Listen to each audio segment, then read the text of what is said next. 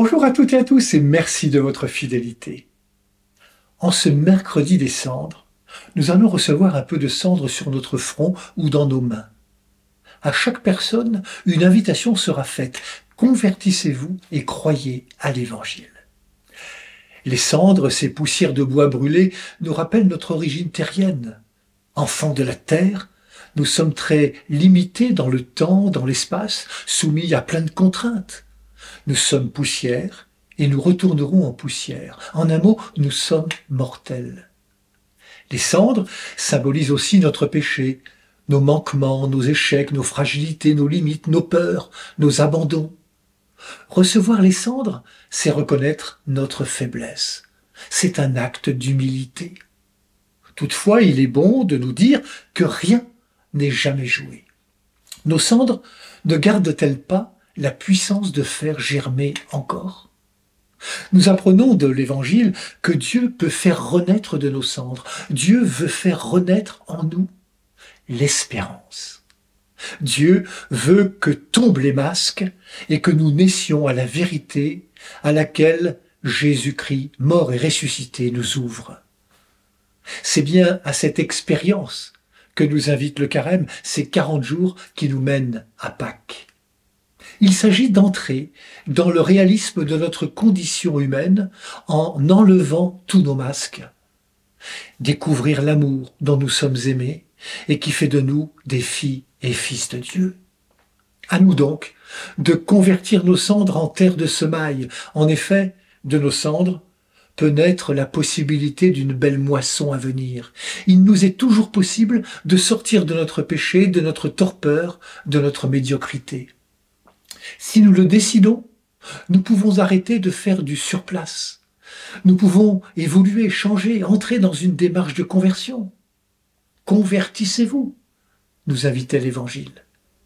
Il est possible de commencer déjà par entreprendre une réconciliation avec soi-même. Arrêter de se dénigrer, quitter de plus en plus l'image négative que nous avons de nous-mêmes et qui freine souvent notre avancée, notre marche. Il est important aussi de découvrir ou de redécouvrir tout le positif en nous, nos capacités, nos possibilités, nos potentialités, et puis évidemment de passer davantage à l'action, à une foi vivante. Ne faudrait-il pas aussi s'efforcer d'aller de plus en plus vers les autres, leur donner de notre temps, nous mettre à l'écoute de leurs besoins, nous montrer proches, accueillants, disponibles, bienveillants, aidants, comme le Christ? Encore, et toujours créer plus de solidarité, de paix, de fraternité autour de nous. Allons de l'avant, créons davantage d'altruisme et rendons meilleur notre monde. C'est le chemin du Christ. Croyez à l'Évangile. Osez la confiance en l'amour immense et désintéressé de Dieu pour nous. Reprendre conscience que nous sommes profondément aimés de Dieu. Laissons-nous vraiment interpeller par les belles paroles de notre première lecture tirée du livre de Joël. Revenez à moi de tout votre cœur. Revenez au Seigneur votre Dieu, car il est tendre et miséricordieux, lent à la colère et plein d'amour. Encore et toujours, Jésus nous invite à vivre pleinement selon l'Évangile, à faire grandir l'amour dans nos vies et dans le monde. Pour cela, il nous faut sûrement essayer de donner davantage de temps à la prière et à la méditation. Matthieu, dans l'Évangile de ce jour, nous donne de bons conseils. Quand tu pries, retire-toi au fond de ta maison, ferme la porte et prie ton Père qui est présent dans le secret. Le carême est un temps fort pour sortir de notre égoïsme, éviter le superflu, vivre plus simplement, vivre un peu moins aussi dans le brouhaha, l'agir, le tout de suite.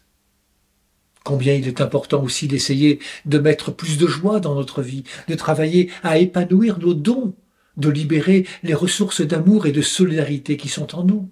Le carême est vraiment un temps privilégié pour redonner au Dieu Trinité toute sa place.